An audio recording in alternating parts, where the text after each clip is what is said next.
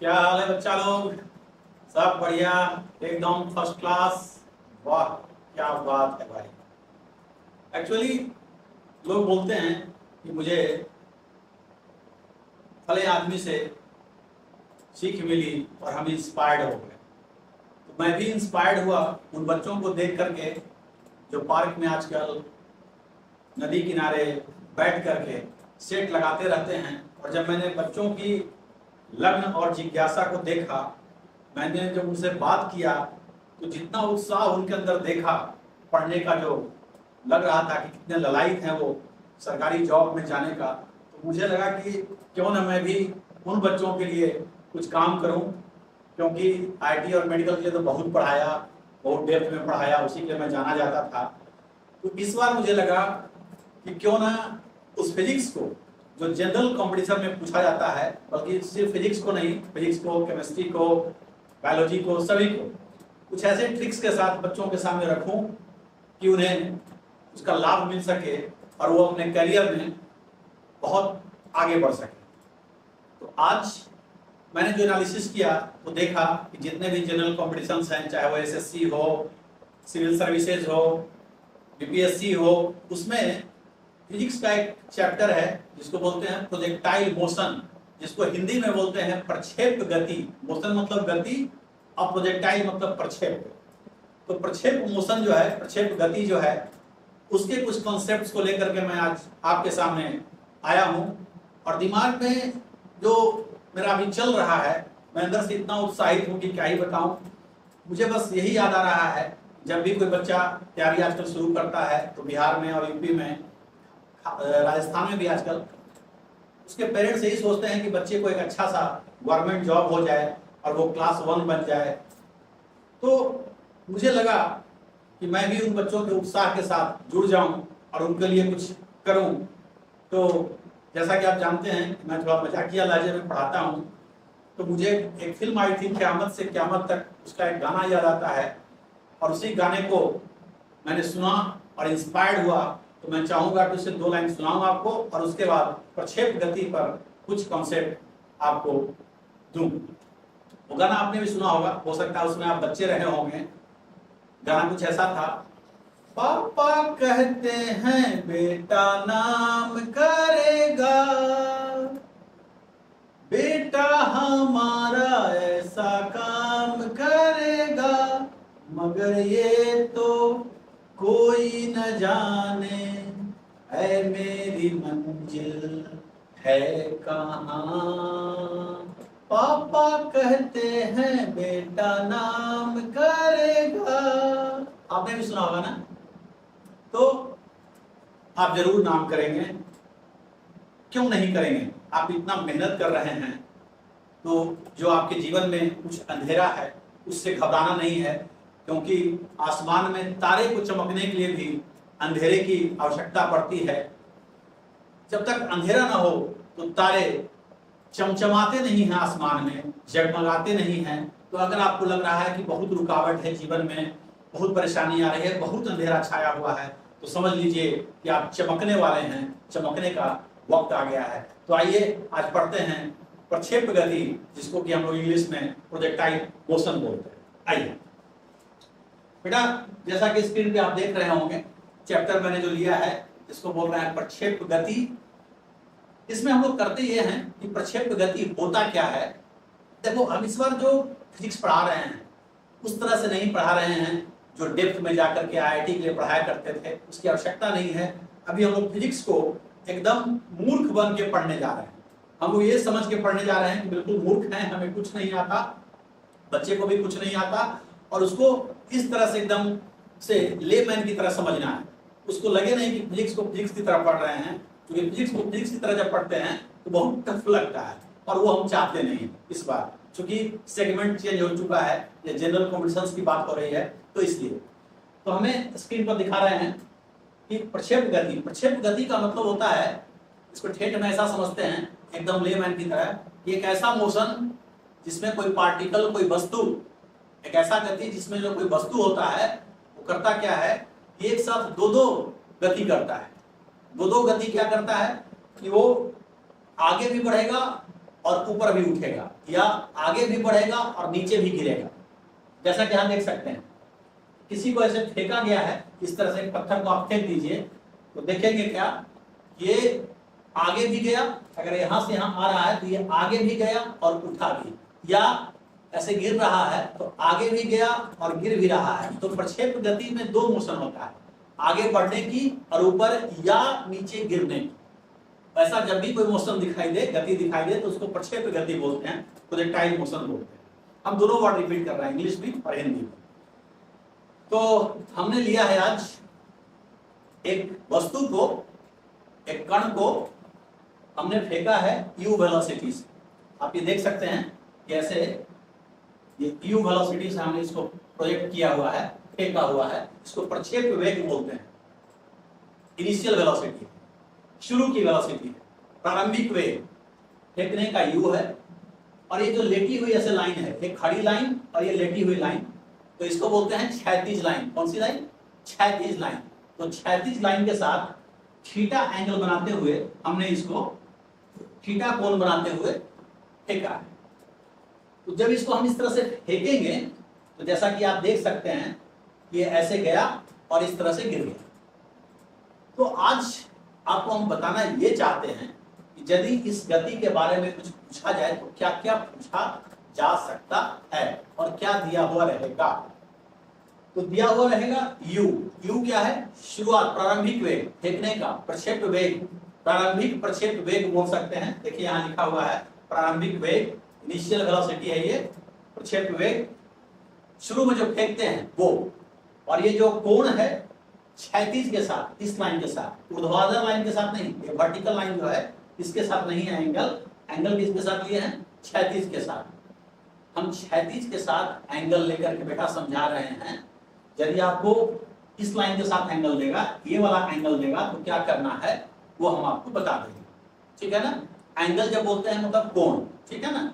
चलिए, तो हमको u दिया हुआ है जैसा कि यहाँ स्क्रीन पर देख रहे होंगे, और थीटा दिया हुआ है, प्रारंभिक वेग, और प्रक्षेपण कोण दिया हुआ है, प्रक्षेपण कोण, प्रारंभिक वेग। g जो है एक्सेलरेशन ड्यू टू ग्रेविटी बोलते हैं इंग्लिश में, और हिंदी में उसको बोलते हैं गुरुत्वीय त्वरण, जिसका वैल्यू होता है 10, कभी कभी 9.8 भी लोग देता है मीटर पर सेकंड स्क्वायर में। यहाँ पर क्वेश्चन में 10 दिया जाएगा। तो क्वेश्चन आपको हम बताएंगे, पहले कॉन्सेप्ट देंगे फिर क्वेश्चन बताएंगे, ठीक है ना, चलेगा ना। हाँ बिल्कुल। और बेटा जब इस वस्तु को हम देखते हैं तो क्या देखते हैं, ये वस्तु ऐसे उठा और ये गिर गया। तो जब ये उठ रहा होता है और अपने महत्तम ऊंचाई पे जाता है, मैक्सिमम हाइट पे जाता है, तो फेंकने से लेकर के अब महत्तम ऊंचाई, मैक्सिमम हाइट तक पहुंचने का जो समय होता है, इसको बोलते हैं टाइम ऑफ एसेंट, या हिंदी में उसको बोलते हैं चढ़ान काल, चढ़ने वाला काल। काल माने समय, चढ़ने वाला काल ये है चढ़ान काल। और यहां से जब ये गिरता है महत्तम ऊंचाई से नीचे यहां तक, तो इसको बोलते हैं गिरान काल। काल माने समय, गिरना, हिंदी में बोलते हैं इसको ऐसे, और इंग्लिश में बोलते हैं time of descent. Time of descent मतलब गिरने का समय, और टाइम ऑफ एसेंट मतलब चढ़ने का समय। अब उसी को थोड़ा हिंदी में बोलते हैं चढ़ान काल और गिरान काल, समझ गए। और यहां से लेकर के जब फेंकते हैं तो यहां तक जब ये आता है, जिस लाइन से फेंके, जैसे यहाँ पे ब्लू लाइन से फेंके हैं, तो ब्लू लाइन तक की जो है क्षैतिज लाइन वाला, यहां से लेके यहां तक जिस क्षैतिज लाइन से फेंके, उसी क्षैतिज लाइन तक आने का जो समय होता है, इसको हम लोग बोलते हैं टाइम ऑफ फ्लाइट इंग्लिश में, और हिंदी में उसको बोलते हैं उड़ान काल या उड्डयन काल। उड़ने का समय, कब तक ये उड़ते रहा, तो जब तक गिर नहीं गया, इसलिए इसको यहां से यहां तक के समय को बोलते हैं उड़ान काल। और जहां से फेंके और जहां जाके क्षैतिज लाइन पे आया, ये जो दूरी है यहां से यहां तक, इसको इंग्लिश में बोलते हैं रेंज, और हिंदी में बोलते हैं परास। क्या बोलते हैं? परास। रेंज को क्या बोलते हैं हिंदी में? परास। तो ये परास निकालना है, ये मैक्सिमम हाइट जिसको महत्तम या अधिकतम ऊंचाई बोलते हैं, ये निकालना है। और दिया क्या जाएगा? u, प्रारंभिक वेग, और प्रक्षेपण एंगल, जिस एंगल से फेंके हैं क्षैतिज के साथ, इस लाइन के साथ, यदि ये दे दिया जाए u और थीटा, तो इसकी मदद से इतनी चीजें निकालना है। परास क्या होगा, महत्तम ऊंचाई क्या होगा, उड़ान काल क्या होगा, यहाँ से यहाँ गिरने का समय क्या होगा, चढ़ान काल क्या होगा, उतरान काल क्या होगा, यही सब पूछता है। और यही सब आज आपको हम बताने वाले हैं। समझ गए? वही इस स्लाइड में हमने लिखा था कि एच मैक्सिमम का मतलब है महत्तम ऊंचाई, आर जहां लिख रहे हैं परास, टी मतलब उड़ान काल, टोटल टाइम ऑफ फ्लाइट जिसको बोलते हैं, थीटा बता ही दिया, यू बता ही दिया, जी बता ही दिया। सब कुछ क्लियर है ना? कोई दिक्कत वाली बात तो नहीं है? समझ में आई बात? चलिए आगे बढ़ते हैं। आगे बढ़ते हैं।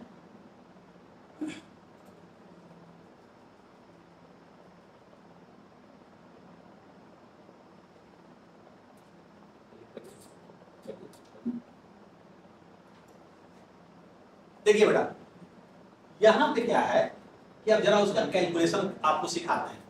देखिए एकदम समझ लीजिए कि हम लोग मूर्ख हैं, आप ही नहीं, हम भी मूर्ख हैं। हमें फिजिक्स नहीं आता, आपको भी फिजिक्स नहीं आता, और एक मूर्ख आदमी एक अनजान आदमी को सिखा रहा है, यही समझिए। और देखिए कैसे समझेंगे। जब भी आपको निकालना है कौन सा काल? उड़ान काल। उड़ान काल है ना, उड़ान काल, टाइम ऑफ फ्लाइट। तो देखो क्या करो, कैपिटल टी से इसको लिखते हैं, यहां से आने तक समय, यहां से यहां मतलब जिस क्षैतिज लाइन से, जिस लेटा हुआ लाइन, क्षैतिज लाइन मतलब लेटा हुआ लाइन, जिस लेटा हुआ लाइन से फेंकते हैं उसी लेटा हुआ लाइन तक आने में, ऐसे मतलब लेटा हुआ, यहां से लेके यहां तक आने में जो समय लगेगा। तो हम इसको कैलकुलेट नहीं करेंगे, आपको ट्रिक बता रहे हैं कि देखिए कैसे लिखिए। हमेशा 2 लिखा करो। क्या लिखा करो? 2। जो शुरू में वेलोसिटी है, वेग, फेंकते समय जो प्रारंभिक वेग है u, वो लिख दिया करो u। और क्या लिखा करो? यदि ये क्षैतिज लाइन से u का एंगल बन रहा है थीटा, इस लाइन से, क्षैतिज लाइन से, इस लाइन से नहीं, खड़ी वाली लाइन से नहीं, लेटी हुई लाइन से यदि एंगल थीटा बन रहा है तो यहां लिख दो साइन थीटा। क्या लिख दो भाई? Sine theta. और बटा में लिख दो जी। क्या लिख दो? जी। बस यही हो गया टाइम ऑफ फ्लाइट। लेकिन ध्यान रहे, ये जो फॉर्मूला है तब लिखना है जब ये एंगल क्षैतिज के साथ रहे। कभी कभी चालाकी क्या करेगा कि इधर से एंगल दे देगा इसके साथ, तो याद रहे कि पूरा कोण जो होता है ये 90 डिग्री का होता है। कितने डिग्री का? लेटा हुआ लाइन और खड़ा लाइन में 90 डिग्री का कोण होता है। तो यदि इधर से एंगल दे दे खड़े लाइन के साथ, तो 90 में से इस एंगल को माइनस करके ये वाला एंगल निकाल लेना है क्षैतिज के साथ, और वही एंगल यहाँ रखना है। जैसे मान लो कि क्षैतिज से 30 दिया हुआ है, तब तो यहाँ 30 पड़ जाएगा। लेकिन 30 यदि इधर से दिया हुआ है खड़ा लाइन के साथ, तो 90 में से 30 अगर दिया है 30 तो घटा दो, बचा कितना? 90 में से 30 किया 60, तो 60 यहाँ पे लिखना। मतलब हमेशा क्षैतिज लाइन के साथ एंगल लिखना, तब ये निकल जाएगा पूरा उड़ान काल, पूरा उड्डयन काल, पूरा टाइम ऑफ फ्लाइट निकल जाएगा। समझ गए? अब देखो बेटा, याद ये रखना है यदि तुमसे कोई पूछे कि टाइम ऑफ फ्लाइट जो है उड़ान काल, उड़ान काल, ये अधिकतम अधिक से अधिक कब होगा, तो अधिक से अधिक तब होगा जब इसको सीधे फेंकेंगे। ऐसे ऐसे नहीं फेंके तिरछा, ऐसे फेंको, सीधे ऊपर फेंको। कहोगे सर उससे क्या हो जाएगा? उससे बेटा ये हो जाएगा कि जब इसको सीधे फेंकेंगे तो ये जो हमारा थीटा है, देखो यार, ये क्षैतिज लाइन, ये खड़ी लाइन, वर्टिकल लाइन, ऊर्ध्वाधर लाइन, वर्टिकल रेखा है ना। तो अभी जब ऐसे फेंक रहे हैं तो कितना एंगल बन रहा है, लेकिन इसको जब हम सीधा कर देंगे, ऐसे फेंकेंगे, तो ये एंगल 90 हो जाएगा, 90 हो जाएगा। क्या हो जाएगा? 90 डिग्री।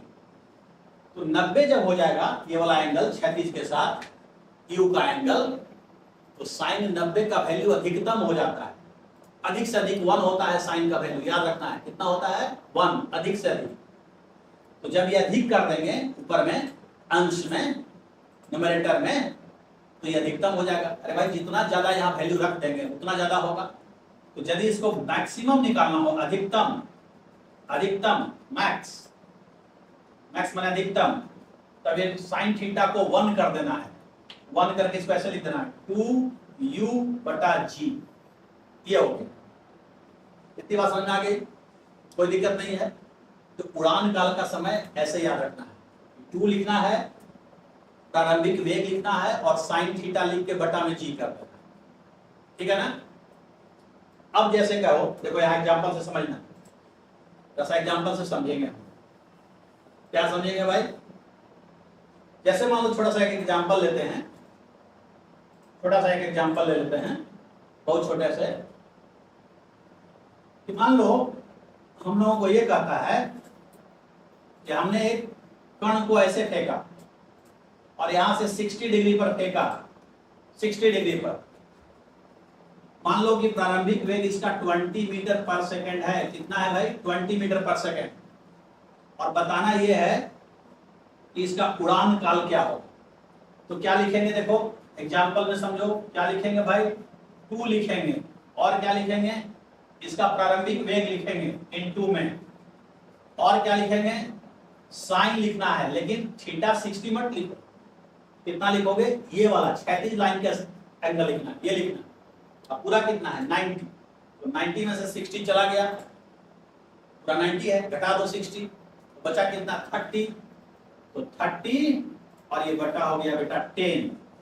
अब इसको सॉल्व कर लो, ये कट गया, 2 2 4 हो गया। और साइन 30 का वैल्यू तो याद रखो, साइन 30 की वैल्यू आधी होती है, हाफ, 1/2।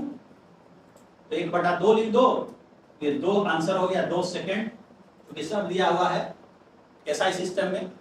तो इसका उड़ान काल हो गया 2 सेकेंड, उड़ान काल 2 सेकेंड हो गया। समझ में आया कि नहीं आया? सो बताओ, आ गया ना समझ में? अब देखो, अगर ये पूछे इसका चढ़ान काल बताइए, यहां से यहां तक फेंकने से लेके और अधिकतम ऊंचाई तक जाने में, यहां तक उठा है, फेंकने से लेके जहां तक उठता चला गया वहां तक का समय, उड़ान चढ़ान काल और उतरान काल, ये दोनों बेटा बराबर होता है। चढ़ान और उतरान, जितना समय में चढ़ेगा उतने समय में गिरेगा, उतरेगा। चढ़ा उतरा, चढ़ा उतरा, ठीक ना? तो टोटल का हाफ हाफ कर देना है। जो टोटल टाइम है ये 2 हिस्सों में बटा हुआ होता है, आधा चढ़ने में, आधा उतरने का समय। तो चढ़ान काल क्या होगा भाई इसका? चढ़ान काल क्या होगा? देखो इधर, इसका हम लोग लेंगे चढ़ान काल। देखो चढ़ान काल, और ये होता है बराबर उतरान काल, है ना? उतरान काल क्या होगा भाई? तो टोटल टाइम का आधा, टी का आधा लिख दो। टोटल टाइम था उसका आधा, तो आधा करेगा तो 2 कट जाएगा, तो कितना हो जाएगा? ये u साइन थीटा बटा g, बस यही हो गया। तो याद करना है कि यदि उतरान या चढ़ान काल पूछे तो u लिखना है, साइन थीटा लिखना है और बटा में g लिख देना, ठीक? u साइन थीटा बटा g। अब पूरा समय पूछे उड़ान काल तो यहाँ 2 लग जाए, इतना ही अंतर है। क्लियर?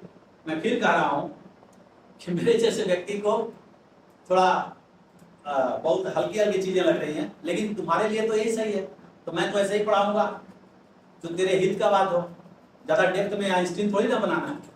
कॉम्पिटिशन क्वालिफाई करना है, बीपीएससी करना है, रेलवे करना है, दरोगा बनना है, तो उसके लिए तो बस ऐसा ही पढ़ना है। उसके लिए बहुत रिसर्च करने की जरूरत तो नहीं है कि नहीं? तो चलो भाई, ये तो हो गया। अब क्या है, यदि पूछे, अब पूछता है कि मैक्सिमम हाइट निकालिए, महत्तम ऊंचाई, ये वाला महत्तम ऊंचाई निकालिए, तो अब क्या करेंगे बेटा? महत्तम ऊंचाई कैसे निकालेंगे? देखो, यदि महत्तम ऊंचाई निकालना है, महत्तम ऊंचाई, ऊंचाई मैक्सिमम हाइट h, अधिकतम ऊंचाई, तो इसमें क्या करना है? तो देखो h मैक्स लिख देते हैं, मैक्सिमम हाइट क्या लिखता है? h ही मैक्स लिखते हैं, h ही लिखते हैं, बाद में मैक्स कुछ और बता देंगे। चलो h ही लिखते हैं, h ही लिखेंगे।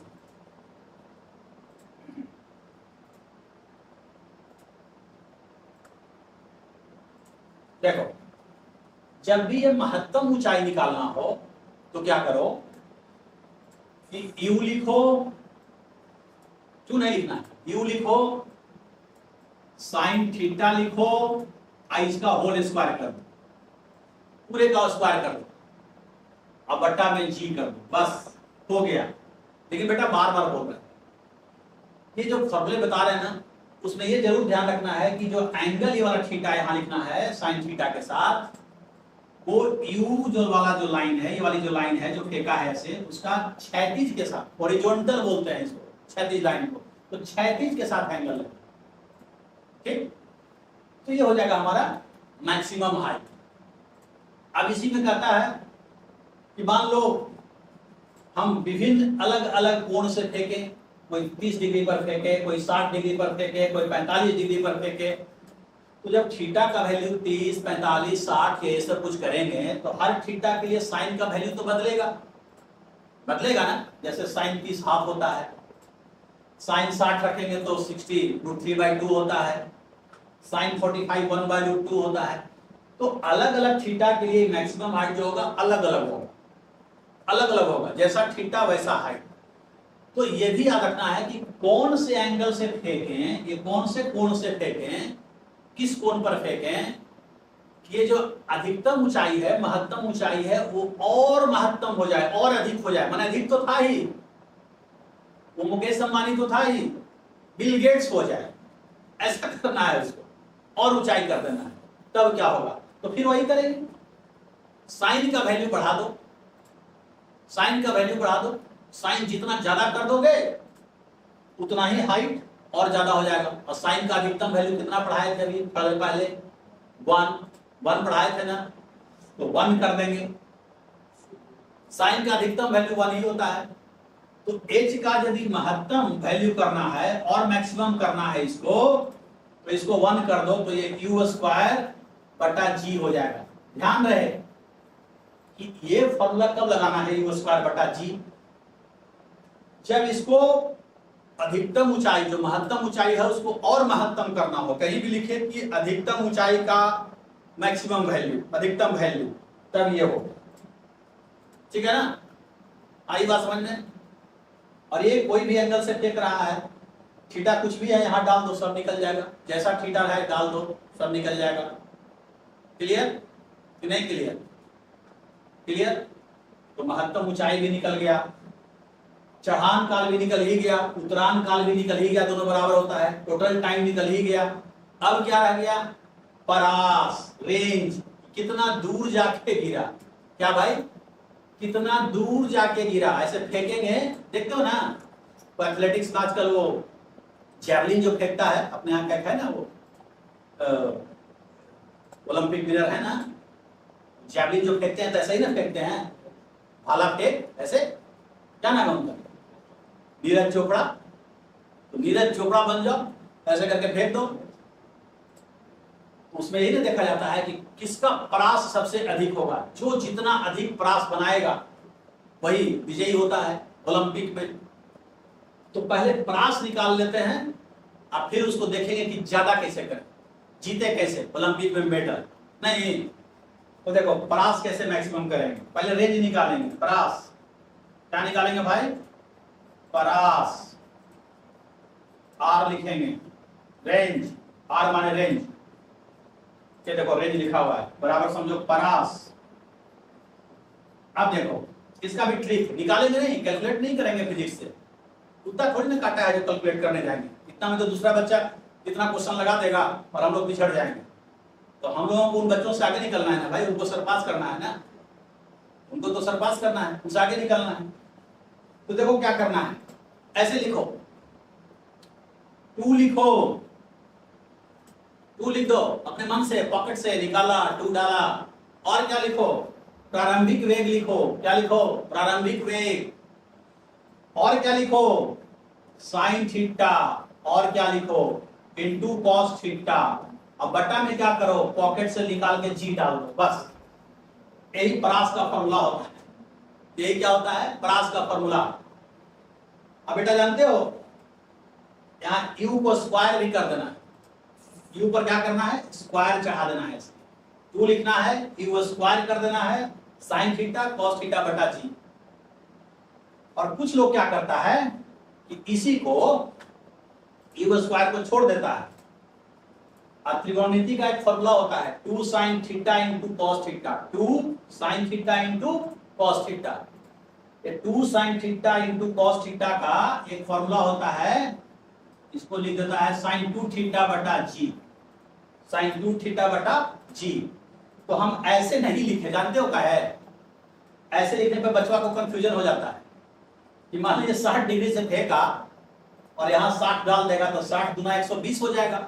अब साइन 120 का बेचारे को वैल्यू पता नहीं होता है, जनरल वालों को बड़ी दिक्कत होती है। तो इसी को हम ऐसे छोड़ देते हैं कि ऐसे लिखो। तो उसमें क्या है, यहाँ 60 डालेगा और यहाँ 60, तो cos 60 और sin 60 तो सब याद रखता है। इतना का तो याद रखो, 0, 30, 45, 60, 90, अरे वो 37 और 53 का भी याद रखना। बस इतना वैल्यू याद रखोगे, सब काम तुम्हारा दनादन हो जाएगा फटाफट, कहीं कोई दिक्कत वाली बात नहीं रहेगी। तो ये हम लोग क्या निकाले, परास निकाले। क्या निकाले, 2 लिखना है, प्रारंभिक वेग को स्क्वायर कर देना है और sine theta into cos theta बटा जी। और थीटा में फिर वही कि बार बार जितना फॉर्मूला पढ़ाए, क्षैतिज लाइन से ही एंगल लेना है। यदि वर्टिकल लाइन से, खड़ा लाइन से एंगल दिया हुआ रहे तो 90 में से उतना एंगल घटा के नीचे से एंगल निकल जाएगा, वो यहां डाल। क्लियर। अब बेटा क्या होता है ना कि कभी कभी क्या करता है कि पूछता है कि कैसे फेंकें कि परास रेंज अधिकतम हो जाए। तो अभी ने पढ़ाए थे कि रेंज को, आर को, परास को अधिकतम करने के लिए हम फिर साइन थीटा आ रहा है ना अंश में, तो साइन थीटा को ज्यादा करेंगे और ज्यादा कितना होता है 1, तो यहाँ फिर 1 कर देंगे। साइन थीटा को 1 कर देंगे तो परास मैक्सिमम हो जाएगा। अब कोई बच्चा हमसे भी कहता है, पहले जरा इसको कंप्लीट कर लेते हैं तब बताते हैं।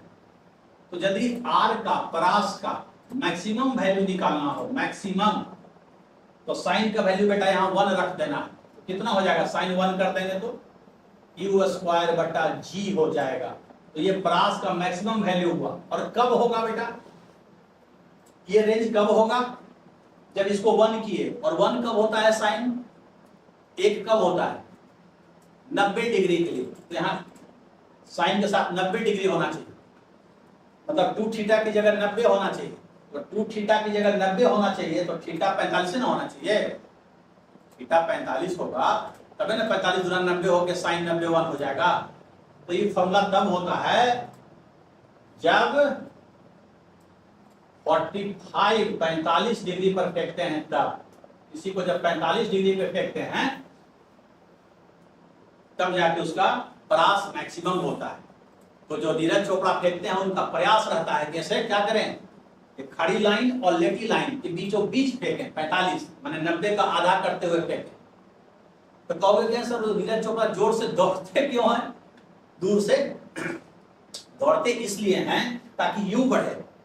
कि देखो यहाँ अंश में यू भी है और साइन थीटा भी है, तो यू भी ज्यादा होगा तभी तो आर ज्यादा होगा, और साइन थीटा ज्यादा होगा तभी ज्यादा होगा। अरे भाई इतना बटा इतना है तो नीचे तो फिक्स है कि जी है 10, ये तो फिक्स हो गया कि 10 से भाग देना। तो ऊपर में अंश में जितना ज्यादा रखेंगे तो भाग देने में उतना ज्यादा आएगा ना, तो इसलिए दूर से लोग दौड़ता है तेजी से, क्यों बढ़ जाए। कोई बच्चा कहता है क्या सर, अब मान लीजिए कि 2 कंट्री का जैवलिन थ्रो करने वाला आदमी है और दोनों 45 से फेंक दिया, तब तो दोनों का तो 45 गुना 90 1 हो गया, तब कौन जीतेगा, वो जीतेगा जिसका यू ज्यादा होगा, जो ज्यादा जोर से फेंकेगा। नहीं तो सब 45 से फेंक देगा तो सब जीत जाता। तो दोनों बात पर निर्भर करता है कि कौन ज्यादा तेजी से फेंकता है। तेजी से फेंके और 45 पर तब जाके उसका परास मैक्सिमम होगा, वो विजेता होगा। समझ गए। तो हम लोग आज क्या क्या सीखे, उड़ान काल सीखे, परास सीखे, महत्तम ऊंचाई सीखे, चढ़ान काल, उतरान काल, सब समझ में आया, कोई दिक्कत नहीं है। अब बेटा कभी कभी जानते हो क्या करता है कि जो मैक्सिमम हाइट पढ़ाए थे कि जो महत्तम ऊंचाई है, अधिकतम ऊंचाई और अधिकतम कब हो जाएगा, मुकेश अंबानी, बिल गेट्स कब हो जाएंगे, तो ये बताए थे ना, ये वाला फॉर्मूला था, ये वाला मैक्सिमम हाइट का। और परास मैक्सिमम कितना होगा, परास मैक्सिमम कितना होगा। अच्छा देखो यहां गलती हो गई, यहां 2 छूट गया था बताने में, यहां 2 छूट गया है भाई, यहां 2 भी है, सॉरी ये 2 छूट गया था हमसे। एक्चुअली महत्तम ऊंचाई जो होता है u sin थीटा का होल स्क्वायर बटा 2g। एक्चुअली समझाने में दिमाग से उतर गया, तो यहाँ 2 भी होता है। तो ये है अधिकतम ऊंचाई का और अधिकतम वैल्यू, और ये है परास का वैल्यू, अधिकतम वैल्यू। दोनों में क्या संबंध है देखो तो इसको ध्यान से, इन दोनों में क्या संबंध है। इसको यदि 2 से भाग देते हैं अपने मन से समझाने के लिए, तो इसके बराबर हो जाएगा ना u स्क्वायर बटा 2g। देख रहे हो यहाँ 2 लगा देंगे तो इसके बराबर हो जाएगा। मतलब कि जो हमारा ये जो मैक्सिमम हाइट होता है, ये वाला महत्तम ऊंचाई, ये वाला, ये किसका आधा है? u स्क्वायर बाई g जो यहाँ दिखाई दे रहा है उसको r मैक्स लिख सकते हैं ना, नहीं लिख सकते हैं? लिख सकते हैं। तो ये r मैक्स रेंज का, इस मैक्सिमम रेंज का हाफ होता है कौन? महत्तम ऊंचाई का मैक्सिमम वैल्यू। तो इसको हम आगे लिख देते हैं, देखो ध्यान से, ये महत्तम ऊंचाई है, कितना है भाई? h कितना है? u स्क्वायर बटा 2g। और ये मैक्सिमम वैल्यू कितना है? रेंज का मैक्सिमम वैल्यू बटा g है। और इन दोनों में क्या संबंध? संबंध है कि u स्क्वायर बाई g की जगह यदि ये पुट कर दें r मैक्स, h मैक्स है, मैक्सिमम है ये, तो हमारा जो h मैक्स होता है ये होता है इस r मैक्स का आधा होता है। ये हमेशा ध्यान रखना कि यदि किसी वस्तु को 45 डिग्री पर फेंका जाए तब जो मैक्सिमम रेंज आएगा, और उस वस्तु को फिर 90 डिग्री पर फेंका जाए तब नहीं आता था मैक्सिमम हाइट, समझाया था ना अभी पहले। तो 90 डिग्री पर फेंकने पर जो आएगा हाइट और 45 डिग्री पर फेंकने पर जो रेंज आएगा, इन दोनों में यह संबंध होता है कि रेंज का आधा कर दो तो मैक्सिमम हाइट निकल जाता है। मैक्सिमम रेंज का आधा कर दो तो मैक्सिमम हाइट जो महत्तम ऊंचाई है उसका मैक्सिमम वैल्यू निकल जाएगा। महत्तम तो है ही, और मैक्सिमम हो जाएगा और अधिकतम हो जाएगा। तो ये बात इतनी बात समझ में आ गई। अब देखो, अब जो अभी हम लोग पढ़े इस पर कुछ क्वेश्चन है। क्वेश्चन क्या है जो पूछा गया है, देखो इसको बनाते हैं, क्योंकि पढ़े और क्वेश्चन पे इसको अप्लाई नहीं करेंगे तो कैसे काम बनेगा?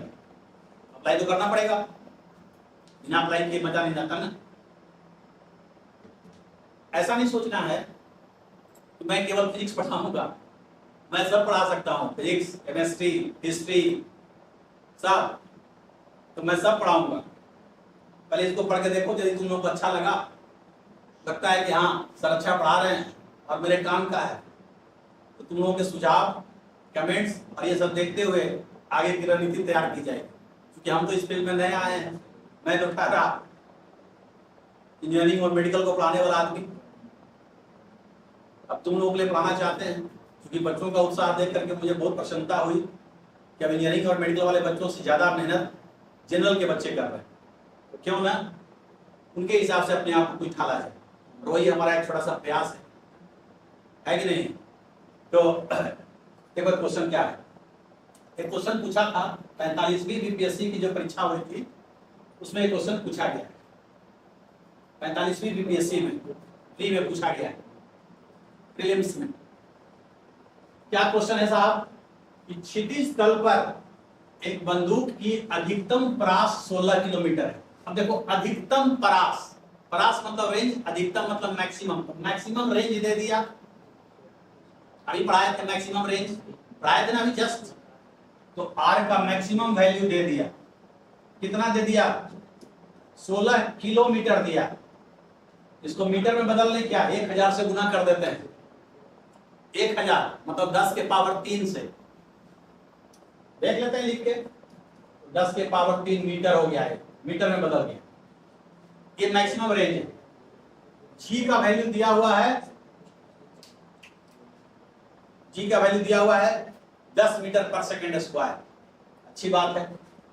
तो गोली का प्रक्षेपण वेग क्या होगा? प्रक्षेपण वेग किसको कहते हैं? यू को, जो फेंकते हैं शुरू में, यू पूछा है। और दिया क्या है? Maximum range. अभी तो पढ़ाए थे, कि आर मैक्स का जो फॉर्मूला होता है, अभी ना पढ़ाए थे, यू स्क्वायर बटा जी, अभी तो पढ़ाए थे। 45 डिग्री पर फेंकते हैं तो मैक्सिमम जाता है, तो यू स्क्वायर बटा जी होता है। आर मैक्स दिया हुआ है, जी दिया हुआ है, यू निकालना है, तो क्या हो जाएगा भाई, यू स्क्वायर बटा बराबर जी इंटू आर मैक्स।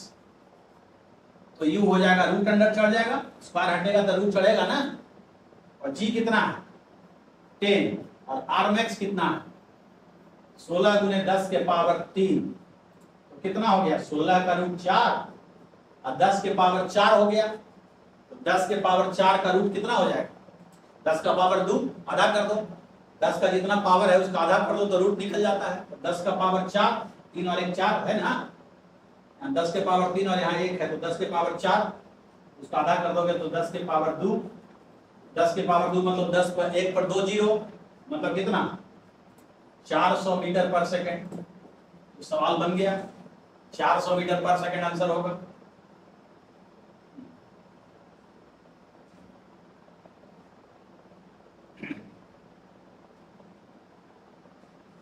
ये आंसर हो जाएगा कितना 400 मीटर पर सेकेंड।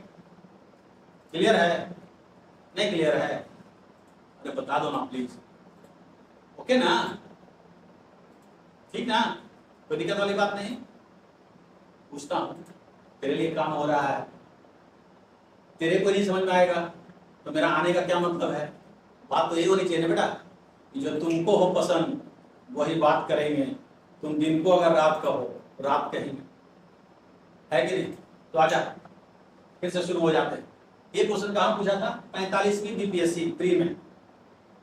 अब आते हैं जरा देखते हैं, एक क्वेश्चन ये साहब है, अब देखो इनके बारे में लिखा है, ये आईएएस में पूछा है, सिविल सर्विसेज के प्रीलिम्स में, इंडियन एडमिनिस्ट्रेटिव सर्विस में पूछा है। वाह क्या बात, बढ़िया है, मुझे भी थोड़ा अच्छा लग रहा है, मेरा भी प्रमोशन हो रहा है। इंजीनियरिंग मेडिकल से अब सिविल सर्विसेज की ओर बढ़े तो तुम्हारा तो प्रमोशन होगा ही होगा, मेहनत करोगे तो बनोगे ही बनोगे। मुझे भी थोड़ा अच्छा लग रहा है पढ़ाते हुए। तो क्या कहता है, एक लड़का एक पत्थर को अधिकतम 10 मीटर की ऊंचाई तक फेंक सकता है। लैंग्वेज को पकड़ेंगे भाई, एक लड़का एक पत्थर को अधिकतम 10 मीटर की ऊंचाई तक फेंक सकता है। अधिकतम ऊंचाई, अधिकतम ऊंचाई के लिए ऐसे नहीं फेंकते हैं, तिरछा नहीं फेंकते हैं, ऐसे नहीं फेंकते हैं। कैसे फेंकते हैं, सीधा ऐसे ऐसे, अभी बताए थे 90 डिग्री पर, 36 से 90 डिग्री पे। तो मैक्सिमम दे रखा है, एच की मैक्सिमम वैल्यू जो है कितनी है 10 मीटर है। वाह 10 मीटर। अब लड़का उसी पत्थर को जिस अधिकतम क्षैतिज दूरी तक फेंक सकेगा वह है उसी पत्थर को जिसको फेंका था, पहले मैक्सिमम ऊंचाई पर फेंका, अधिकतम ऊंचाई तक फेंक दिया। अब कहता है कि अधिकतम क्षैतिज दूरी, तो क्षैतिज दूरी ये होता है लेटा हुआ, ये दूरी परास, इसका अधिकतम वैल्यू पूछा है। अधिकतम क्षैतिज दूरी मतलब अधिकतम परास पूछा है, तो आर मैक्स पूछा है। आर मैक्स क्या होगा, याद करो ना, अभी ना पढ़ाए थे जस्ट पहले पढ़ाए थे। क्या पढ़ाए थे, बोलो जल्दी, कि अधिकतम ऊंचाई में और अधिकतम परास में क्या संबंध होता है। जल्दी बोलो, जल्दी बोलो। पढ़ाए थे कि जो अधिकतम ऊंचाई होता है वह अधिकतम परास का आधा होता है, आधा होता है। और अधिकतम परास हमको निकालना है, क्रॉस मल्टीप्लीकेशन कर दो यहां से, तो आर का मैक्सिमम वैल्यू क्या होगा, दुगना हो जाता है, दुगना हो जाएगा। और ये कितना दिया हुआ है 10, तो कितना हो जाएगा 20 मीटर। आंसर पूछा है सिविल सर्विसेज में, और कितना इजी प्रॉब्लम है। तो बेटा आशा करते हैं कि आज का हमारा वीडियो आपको अच्छा लगा होगा। यदि नहीं अच्छा लगा है तो भी कमेंट कीजिए, और अच्छा लगा है तो जरूर कमेंट कीजिए, क्योंकि हमारा तो मानना है कि निंदक नियरे राखिए आंगन कुटी छवाए। जो निंदा करता है वो भी उतना ही इंपॉर्टेंट है जितना कि प्रशंसा करने वाला, बड़ाई करने वाला। बड़ाई करने वाला से मोटिवेशन मिलता है, उनका भी बहुत अहम रोल है। जब हम मोटिवेट होते हैं तो हमारा उत्साह बढ़ता है, सेल्फ कॉन्फिडेंस जागता है, उनका भी बहुत रोल है। और जो निंदा करते हैं उनका भी बहुत रोल है कि वो हमें सुधरने का रास्ता दिखाते हैं कि नहीं, यहाँ आप गलत हैं, सुधर जाइए। तो दोनों हमारे लिए बहुमूल्य हैं। आपका सुझाव हमेशा सराखों पे रखेंगे, जरूर सुझाव दीजिएगा। और आज के लिए बस इतना ही, फिर कुछ नया लेकर आऊँगा। और यदि आपको कोई चैप्टर पढ़ना हो तो वो भी हमको लिख भेजिएगा, चाहे वो केमिस्ट्री का हो, जनरल कम्युनिकेशंस के लिए, फिजिक्स का हो, कुछ भी हो कि सर इस पे जरा वीडियो बनाइए, तो मैं जरूर बनाऊंगा, प्रयास करूंगा आपकी बात को आप तक पहुंचाने के लिए। आज इतना ही रखता हूं और मैं चाहता हूं मैं आपके दिल में जगह बना सकूं ताकि मैं भी फिर से गा सकूं मेहदी हसन साहब का गजल, जो मैं अक्सर गुनगुनाता हूं, मुझे बहुत बेहद पसंद है। यदि हम लोग एक दूसरे से संबंध स्थापित कर पाए, बना पाए, तो वही गाने का दिल करेगा। रफ्ता रफ्ता वो मेरे हस्ती का सामा हो गए, रफ्ता रफ्ता वो मेरे हस्ती का सामा हो गए। पहले गुल फिर गुल बदन फिर गुल पताना हो गए, रफ्ता रफ्ता वो मेरे हस्ती का सामा हो गए। तो हो सकता है कि मैं आप ही की वजह से एक नए रूप में जाना जाऊं। वही इस गजल में है, रफ्ता रफ्ता धीरे धीरे हस्ती का सामा हो गए। हो सकता है कि आप हमारी जो पहले हस्ती थी, अब उसमें एक नया चीज जुड़ करके आपके माध्यम से नए रूप में हमें लोग जाने, तो मुझे बेहद प्रशंसा होगी। आज के लिए बस इतना ही। आप सभी का बहुत आभार, बहुत धन्यवाद। आप हमारे साथ बने रहिए। ईश्वर आपको तरक्की दे, दीर्घायु बनाए, यशस्वी बनाए। बहुत बहुत धन्यवाद। सभार, शब्बा खैर, खुदा हाफिज, सायोनारा, टाटा, बाय बाय।